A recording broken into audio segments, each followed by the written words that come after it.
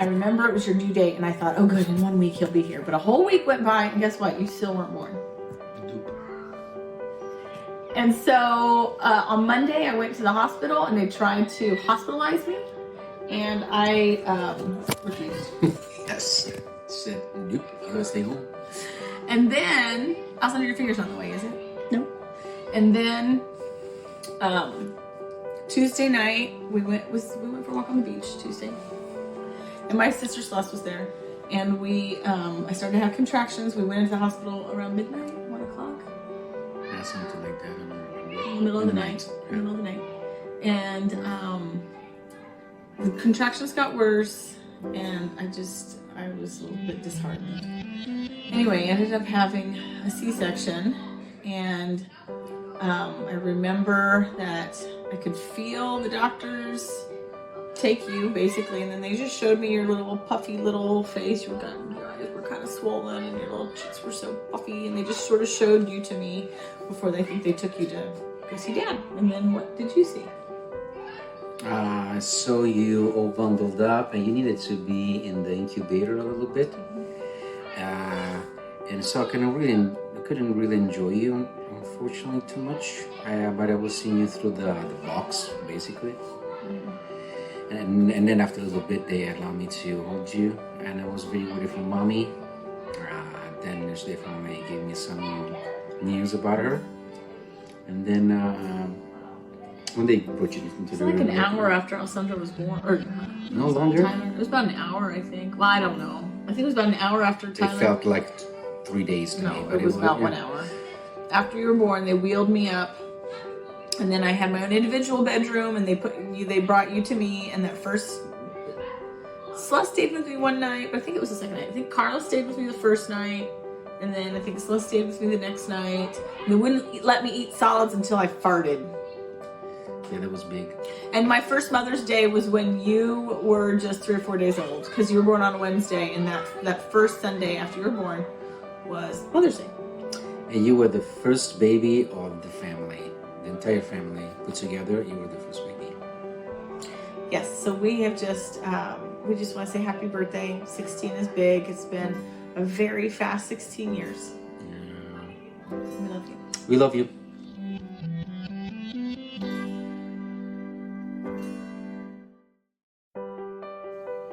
Happy 16th birthday, Tyler, from Perth in Australia. It was 16 years ago that I first met you on your first day into this world.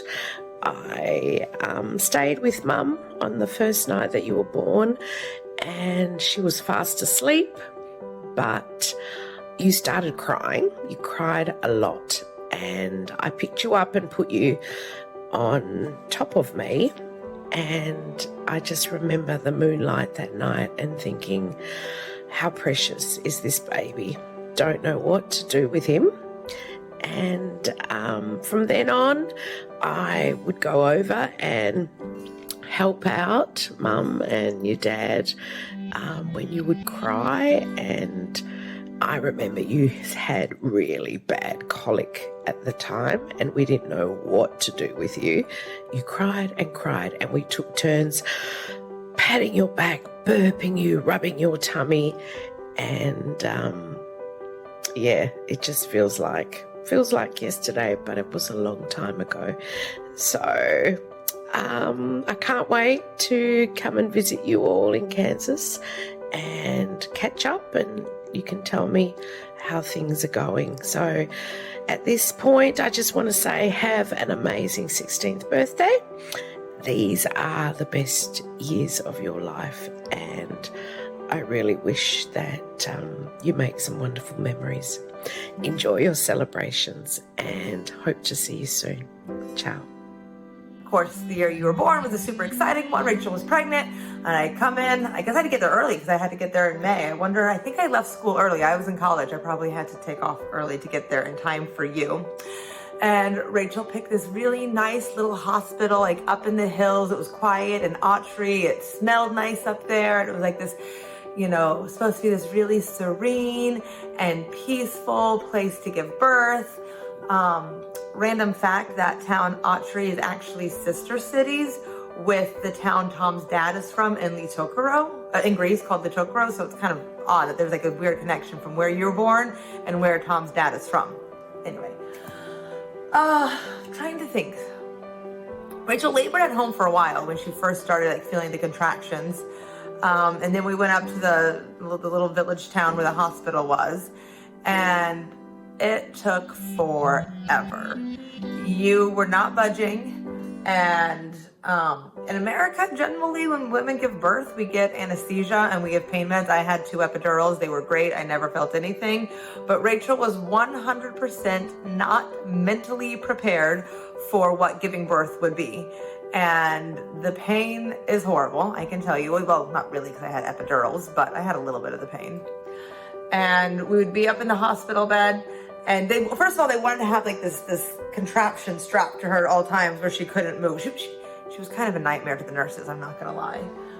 Because she wanted to get up and walk around, and she was like, didn't want the baby monitor on. I remember that was a big deal.